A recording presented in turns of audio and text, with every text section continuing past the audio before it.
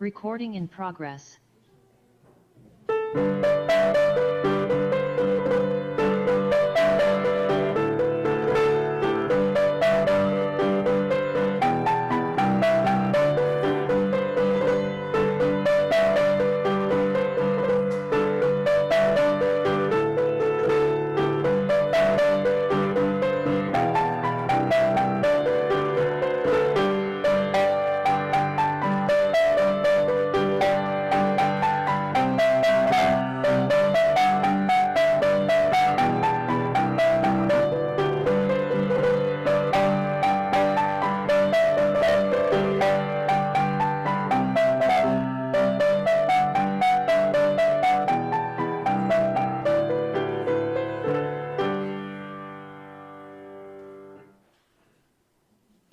Good morning from cloudy South Carolina.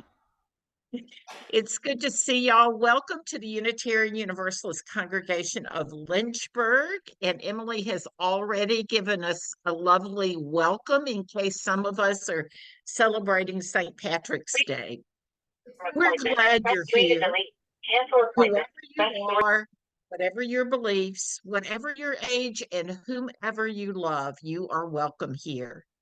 As we gather to work together for justice, compassion, and peace, we also acknowledge with humility that our buildings sit on traditional Monacan land. My name is Terry Bailiff. I'm the professional minister of this congregation, and I share the ministry with all our members and friends. If you're with us for the first time, we're glad you chose to be here this morning to participate in the service for this congregation we love. If you'd like to receive our monthly newsletter and Friday email updates, please fill out the virtual visitor card found on our website at unlynchburg.org under Sunday services, or fill out the yellow card found in the back of the chair in front of you and place it in the offering basket. This morning, we offer a special welcome to Donna Vincent, who will speak to us for a few minutes about Habitat for Humanity, our Generosity Sunday speaker, and she'll speak to us later in the service. The Sunday Services Committee is compiling a list of hymns that you would like for us to sing during a service. So if you have a favorite hymn or hymns, please let us know by putting your name and the name of your favorite hymn or hymns on a clipboard that's going to be in Drysdale Hall this morning, and you can write that down during social time. So now I invite us to release our worries about the world and our own lives as we enter into the service by taking some slow, calming breaths.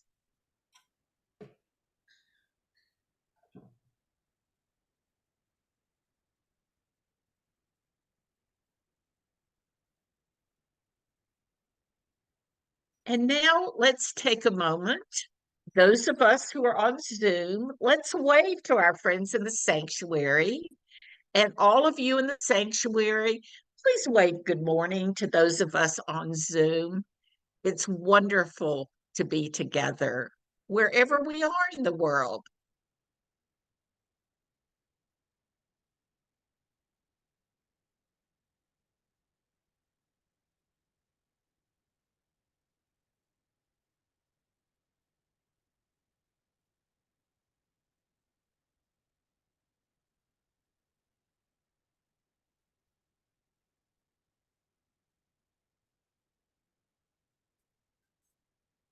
Powers to heal and not to harm, to help and not to hinder, to bless and not to curse, to serve you, O Spirit of life.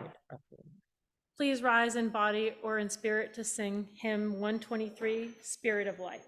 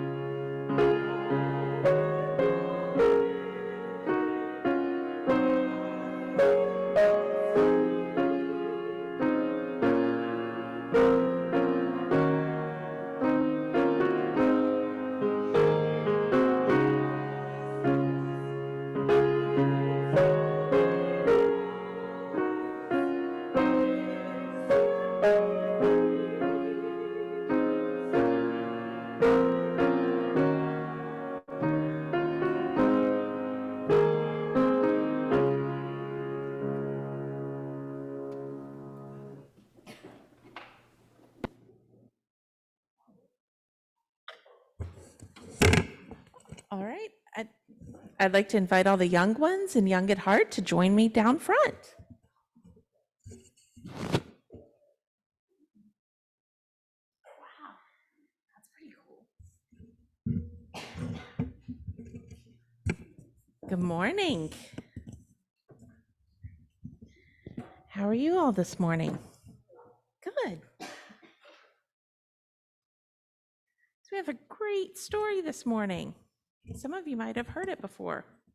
Do you know this book? After the Fall. Yeah?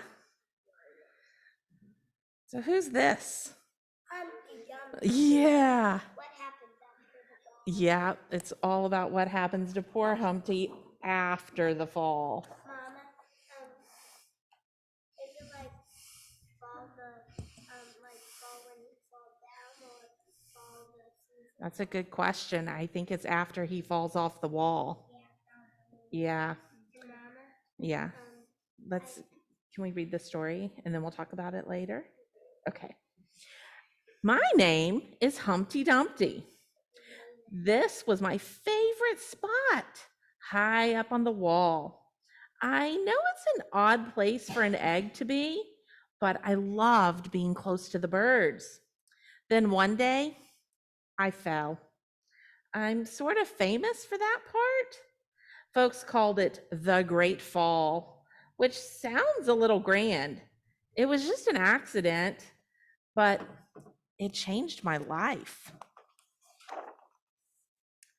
Fortunately, all the king's men did manage to put me back together. There were some parts that couldn't be healed with bandages and glue. Oh, well, most of me. After that day, I became afraid of heights.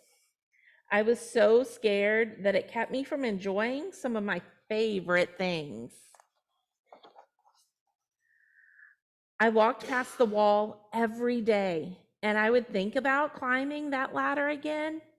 I really missed the birds and being high above the city, but I could never do it because I knew that accidents can happen.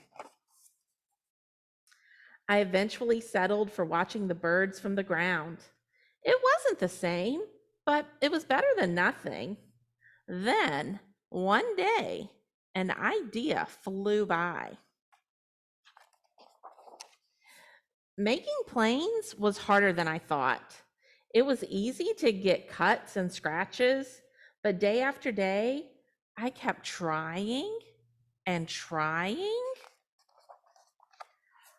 until I got it just right.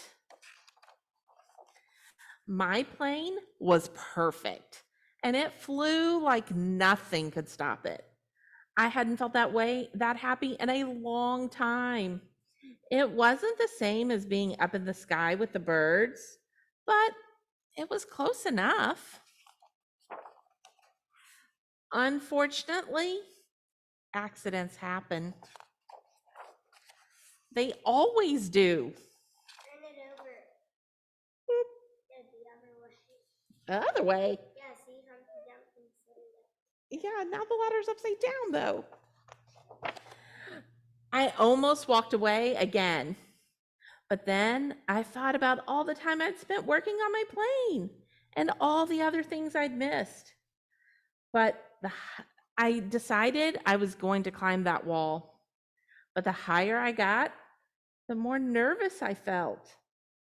I didn't want to admit it, but I was terrified. Terrified? Yeah. I didn't look up. I didn't look down. I just kept climbing. So he just looked at the wall the whole time? The wall and the ladder in front of him. And he just kept climbing, one step at a time, not looking back where he came from, not looking ahead to see what's to come, just one step at a time. Until I was no longer afraid. And look, he's back on the wall. Maybe now you won't think of me as that egg who was famous for falling. Hopefully, you'll remember me as the egg who got back up. Wow. Check out those wings. And learned how to fly. Pretty amazing, huh? The end. So what did you think about that book? You liked it? Yeah. It's not the king's horses and the king's men, it's the kids. Oh, you think the kids put him together again? Maybe so. That's what the second verse says. So does anybody know what is about to happen with the weather? It's gotta change. Yeah, what's it going to change into? Spring, because it feels like it's been It does feel like it has been winter forever, and I It's spring. almost, it's very close. If it's been winter forever, that's why I'm just calling it spring. And it feels very spring-like outside the last few days, huh? Yeah. And so with a change of season, what's another word for change that we've been talking about this month? Transformation. There you go. Together you got it. Yes, we've been talking about transformation. So upstairs in RE today, we're going to talk about transformation some more. And we're going to talk about how things, How did the book go with our fame? because he transformed into someone who was afraid and nervous, into someone who could be brave and try something hard again. Yeah. One of the things that really surprises me about that story is I never thought about the fact that Humpty Dumpty was an egg and what can happen to an egg. It can hatch, exactly. It can break into a bird. Yeah. I had never thought of that before. Yeah, It's just like a twist. I know. It is a really good twist. It's really weird. I So know. he hatched. Yes, yes. But he hatched only because he was ready. He was ready to make that big change, right? And he is ready to fly. Mm-hmm. So we're going to talk about the transformation of the seasons and what all happens in spring, like with caterpillars turning to butterflies. I know. Yeah, for those of you who don't know, we've been growing caterpillars in RE this month, and they're all in their chrysalis now. So it's getting really close to butterfly time. And we're going to be talking about how seeds turn into flowers. So let's go upstairs and have some fun.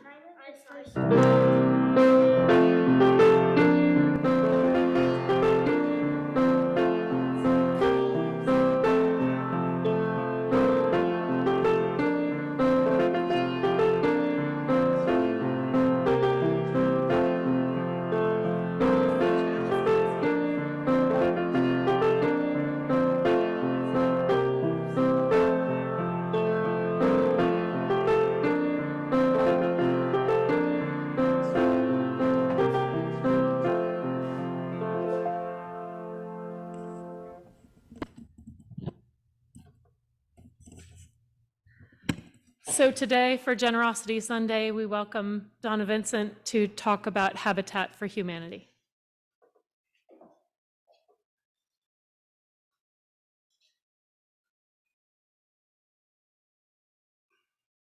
Good morning, and happy St. Patty's Day to you. Thank you for the opportunity to be here. When Phyllis called and invited me to come, I said, I haven't been there in a couple of years. I would love to come. So thank you for allowing me to come back today and talk to you about Habitat for Humanity.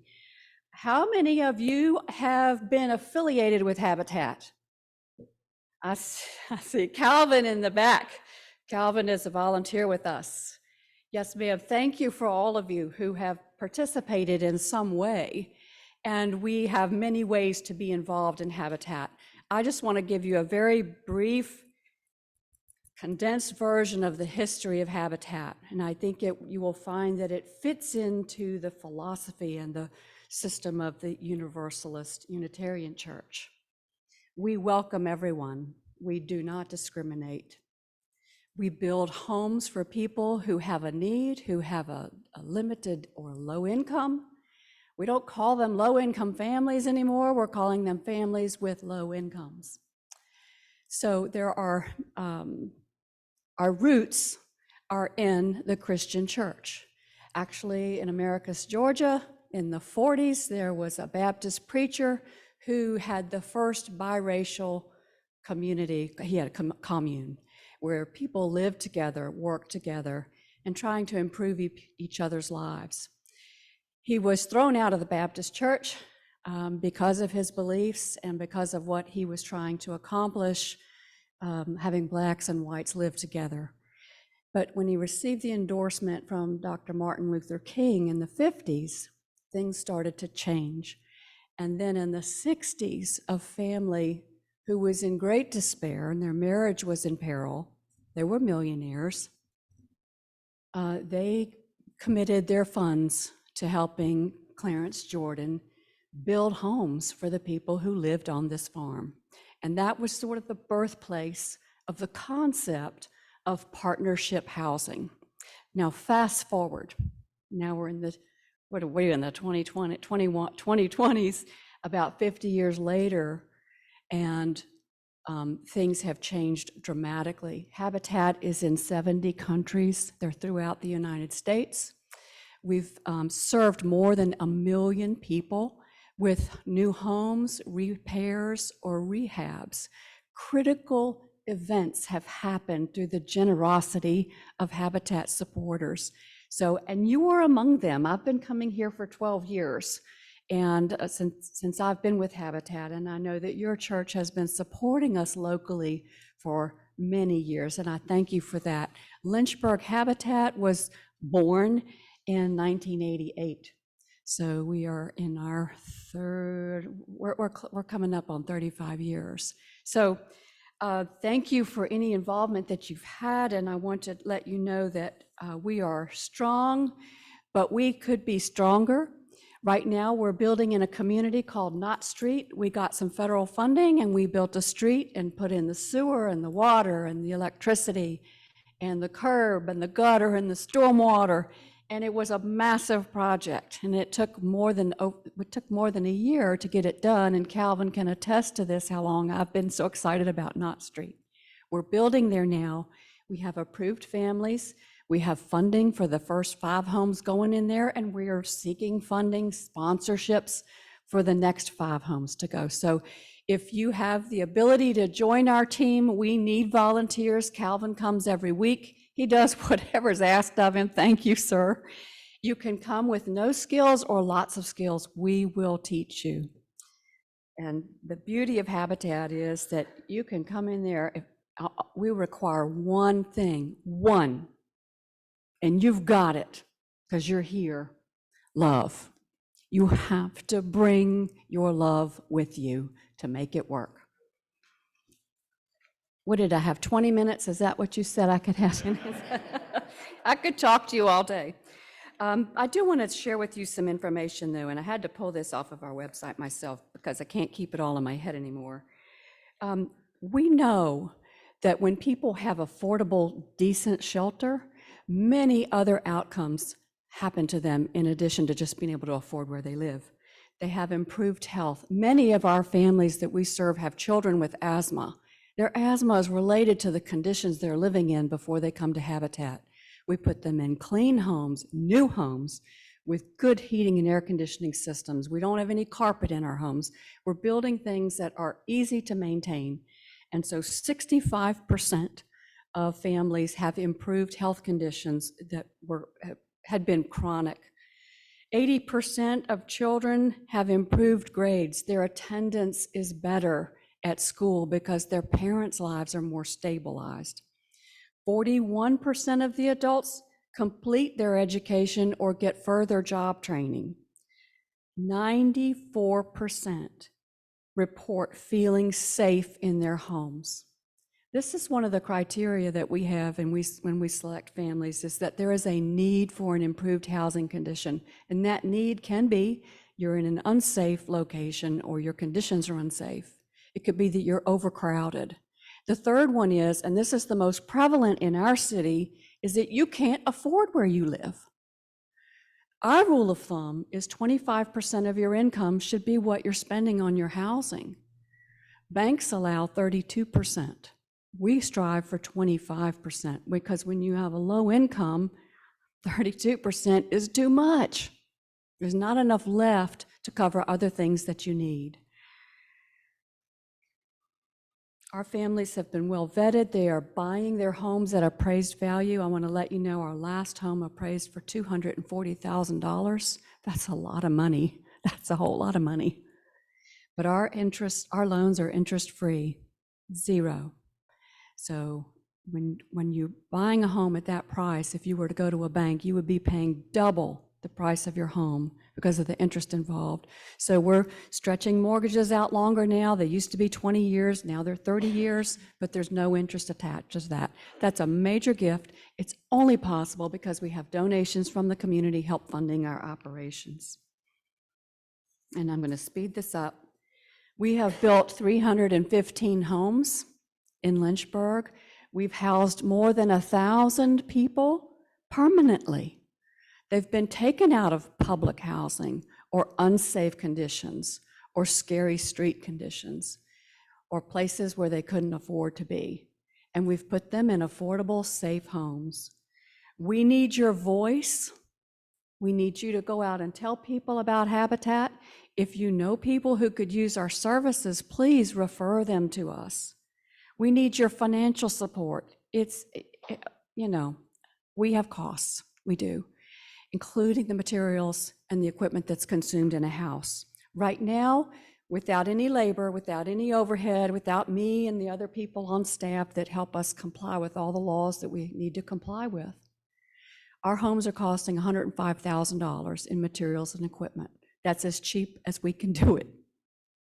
We need volunteers. We need more folks like Calvin, more folks like Bob and Betty and Yvette and Ken. We've got 17 crew members. They come every week. And they do like Calvin, they'll push a broom, they'll put a shovel in the earth and move dirt around. They'll do just about anything. We particularly need skilled tradesmen. If you know a retired plumber or electrician, we really need them.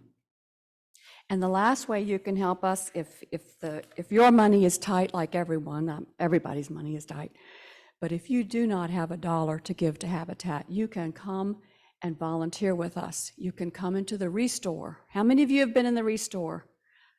I hope everybody's hand is up. It is such a great shopping place. I have so many beautiful things in my own home that I found there, treasures that people donate to us. If you don't have cash, but you have things that you have loved well and could still have a home somewhere else, please, we would love to have it. Bring it to us. We will clean it up and put it on the floor and sell it. Every dollar that's made in that Restore of profit converts over to the home ownership program, and we put it to good use. So thank you for your time. I know I've exceeded my 5 minutes. I'm sorry. It's really hard to talk about Habitat in 5 minutes. Thank you for your time. Thank you for your generosity. And when I heard in that little children's sermon the word transformational, I thought that is the perfect closeout. Habitat is transformational for the families we serve. Absolutely. Love transforms. And I thank you for what you're doing to help us do that. You all have a wonderful Sunday afternoon. I apologize for leaving. I'm going to race to my church service. Thank you so much for having me. Thank you to you Zoom folks.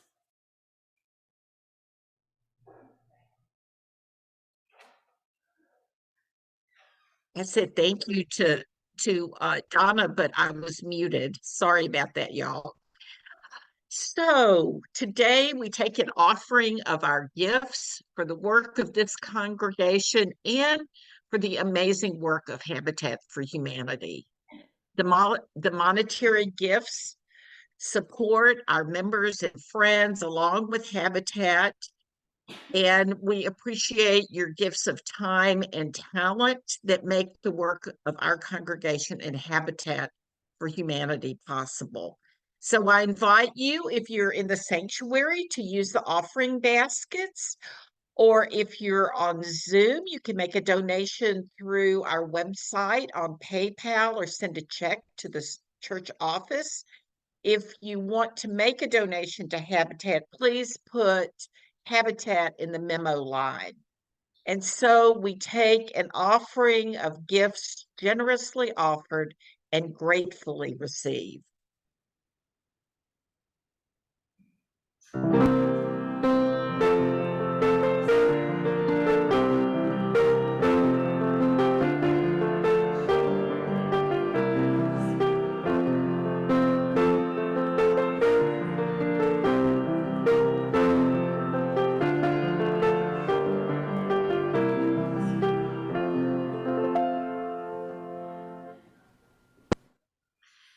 It is our tradition to share the joys and concerns in our lives. If you would like to share, Spirit of life and love, we give thanks for the wonder and mystery of life that comes to us through ordinary daily rituals and the amazing transformations that happen not only within us, but within the wonder of nature. We hold up today those who are struggling with physical, mental, or spiritual challenges. May they find healing and wholeness and the transformation that will help them experience more love and awareness in their lives. We hold up also the reality of the suffering in the world, not only people around us, but those in so many far-flung places on earth, those suffering from war, those suffering from hunger and drought, the tragic journeys of immigrants who, because of climate change or war or of other forms of suffering, can no longer stay in the homes and the countries they love. May we open ourselves to find the work that is ours to do, to help build the beloved community, to help transform places in our inner lives and in our communities where transformation needs to happen. And may we learn each day how to live love in the world. Amen. Blessed be.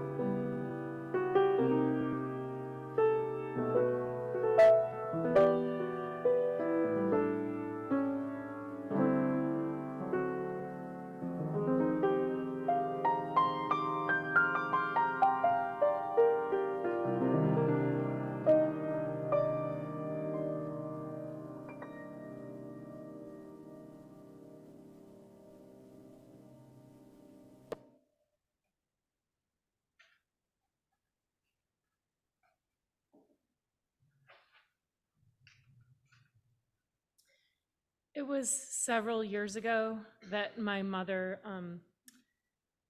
gave Hugh a copy of that book after the fall that Courtney shared this morning. And both Hugh and Elizabeth like the book, but I think about it and read it regularly. I never expected that Humpty Dumpty would be a figure I admired. For one, he was so rude and frustrating when he argued with Alice and through the looking glass. I didn't like him, and I kind of thought he was foolish for being up on the wall in the first place. Dan Santat, the author, helped me to see Humpty differently. You've heard the book, so now you know Santat's story of what happened next and Humpty's transformation. But I would encourage everyone to flip through and look at the illustrations, because Santat includes so much detail that doesn't come through. It's not shared in the words alone. A lot of the pictures are very subtle. So when my mother gave us the book, she turned it over to Hugh to read, and he said, "Oh, and he became a bird." And my mom said, "What?" She hadn't noticed the cracking of the shell and the little feathers peeking out. It's very subtle and beautiful. The illustrations are also hilarious and heartbreaking. Too scared to climb the ladder to his bunk bed, Humpty sleeps huddled on the floor. When he goes to the grocery store, he's scared to go up and reach for those colorful boxes on the top shelf of the cereal aisle, and instead he has to pick from the gray boxes of cereals with names like Bland and Sad Clown, Grown-Up Food. At one point, we see Humpty literally walking the shadow of his former life, his life before fear. Fear has such a strong hold on him, limiting every aspect of his life. And I love a book like that evokes such emotion. When I read it, I don't usually cry, but it does cause this swell of grief to rise up and crash over me. And it's grief that I often don't feel like is my own, but it's cathartic. As I look at Humpty trying to make it through, I can recall my own accidents, my own losses, my own attempts at recovery. How do you trust yourself after a slip like that? How do you climb back up the ladder when you know that accidents can happen and that in fact they always do? Like all of us, Humpty has to decide if what he wants for his life is worth the risk. Painful experience keeps him on the ground, and for much of the story, he's held captive by his fear. I often let fear have a strong hold on me. I've kept myself back, been careful with what I try, with how much I enjoy something, with how close I let people get, with how much I open up. I wonder if that's why some of the books that move me most are the ones by people who do share, people who let you into their darkest memories, their darkest thoughts. Roxanne Gay's Hunger, Tara Westover's Educated, Kiese Lehman's Heavy, and my latest read, I'm Glad My Mom Died by Jeanette McCurdy. I'm glad my mom died. Wow, that's a title. When my stepdaughter Julia gave that to me for Christmas, I read that and then, but the last 3 chapters of that book knocked me off my feet. All of these books are about so much more than darkness and fear. The authors open up to share their healing. We see them growing, building a new understanding of themselves and the people around them. That's powerful stuff. We see them reckon with their demons, and we see them transform and continue on. I want that. Don't you? I've been thinking about transformation, about life stages, as I watch my kids grow and approach their preteen and teenage years, as I watch my stepdaughter in the second half of her 20s, as my sister and I watch for signs and compare notes. Is this perimenopause? And as I watch my parents age, transformations, all. 20s, that's such an important decade. It was so hard being in your 20s. Was it hard for you? I feel it. I remember. I think many young adults in our congregation might feel that they've gone through some kind of rift with their families or with their old way of life. And it might be a separation that led them here, or in some cases is even maybe the result of their coming here. When you're that age, you're going through a big transformation. For me, coming into adulthood required a reckoning with my parents. It was so awful and so painful. And this kind of transformation can be done with or without grace. While grace would have been nice, I'm glad I went through it. For me, it was better that I crashed my way through, stumbling and bumbling, breaking things, creating a big mess, than if I hadn't done it at all. If you're going through this rift, this transformation, much love to you. You're doing good work. However tempting it is to abandon the effort, don't. I spent much of my 20s pushing people away, but I wasn't doing that with everyone. Like many people, I was building a new family, one of choice, a community of friends. One of my favorite authors to read, or even better to listen to, is David Sedaris. Last month at the Silent Book Club, I was reading his book, Theft by Finding. It's a collection of his diary entries from 1977 to 2002. In one of the early journal entries, he writes about traveling the West Coast, working odd jobs, little money, no car, just his best friend, Ronnie. He says, last night, under the stars in a pasture in our sleeping bags, I poured my guts out and said things I was afraid to admit even to myself. And you know, it felt good and not as hopeless as I thought. All that had been inside for so long. That's such a familiar expression, such a familiar feeling. And what a wonderful image, letting it all go, letting it spill out under the stars beside a good friend, to say things that scare you and to know that it's going to be okay. David Sedaris wrote that when he was 20 and going through transformation.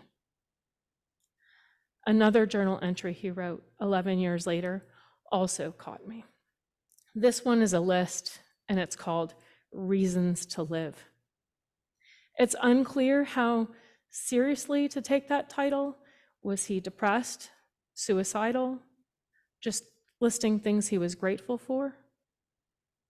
But Number 6 is his best friend, Ronnie, still a presence in his life even today. A steadfast friend. Good friendships pull us through. Sedaris's number 3 reason to live was writing a published book. And number 10 was being interviewed by Terry Gross on Fresh Air. These are both things that have now happened in his life over a dozen times each. But he didn't know that when he was 20 lying in the field. And he didn't know that at 31 when he was writing his list of reasons to live. Of course, we don't know what's ahead. But when we need things to pull ourselves through, the possibility of transformation can be one of them. Where you are now doesn't have to be where you stay. Like Humpty, you can choose to climb the ladder. Recently, though, I've been reckoning with those types of transformations that you don't get to choose: accidents, illnesses, and end-of-life stuff, mortality. I'm watching the transformations in people I love and feeling out of control. At the end of the summer, my mother had some sudden health issues that turned her from a woman who walked everywhere to church, to the library, and who went camping in a tent, into a person who sometimes can't walk, who needs a cane and sometimes a walker. And I hate that. It makes me angry. Why?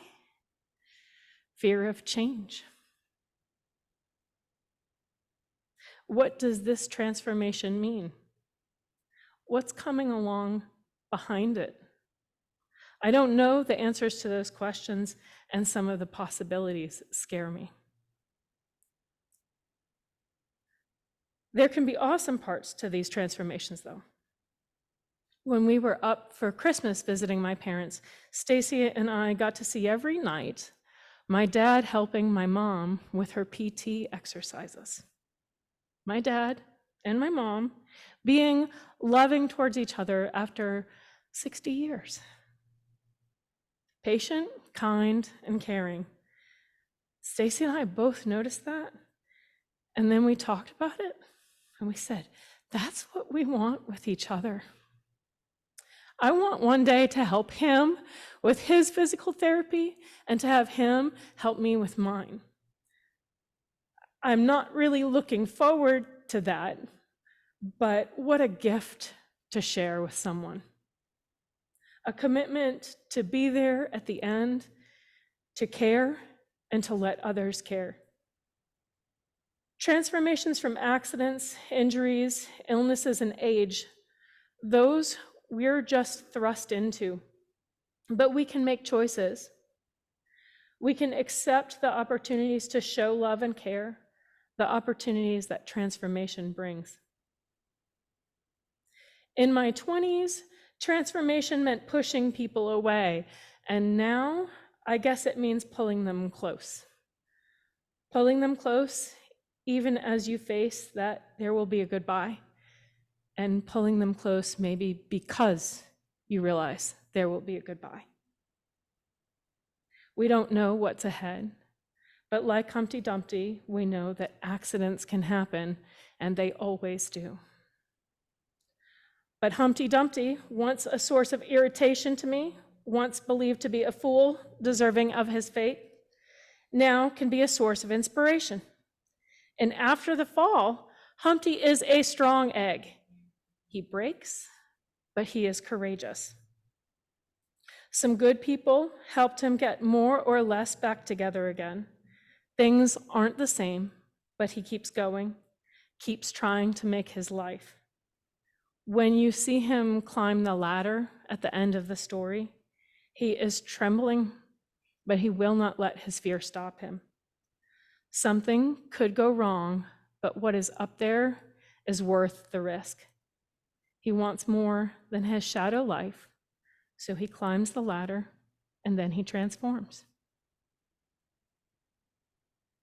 May it be so for all of us. When we fall apart, may our loved ones help us get ourselves back together. When our fears limit us, May we face the change and climb the ladder anyway. May we crack open. May we fly apart. And may we be born into something new. Please rise in body or in spirit to sing hymn 125.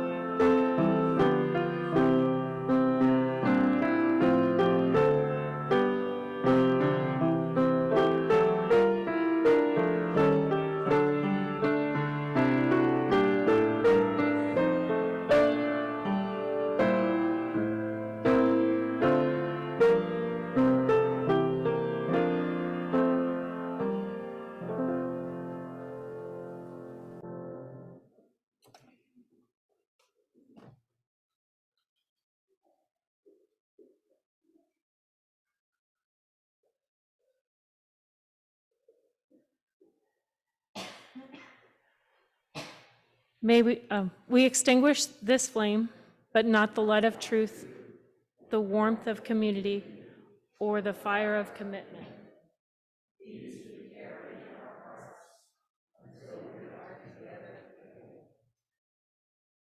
I did this last time, and I did the exact same thing last time. How do I get this out? Oh, it's right here.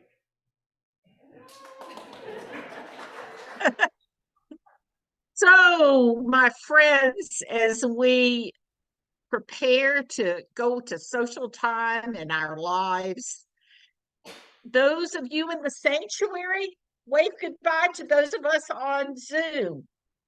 And let those of us on Zoom, let's wave goodbye to our friends in the sanctuary. Our closing words or blessing are from Michelle Collins. Changes abound around us, within us, between us, in our communities, our neighborhoods, and our beloved faith communities. Changes abound. May we each find the balance point we need as we move through our ever-changing world. The balance between the old and the new, between the known and the unknown, between the familiar and the perhaps bold and risky possibilities that may be there waiting. Blessed be.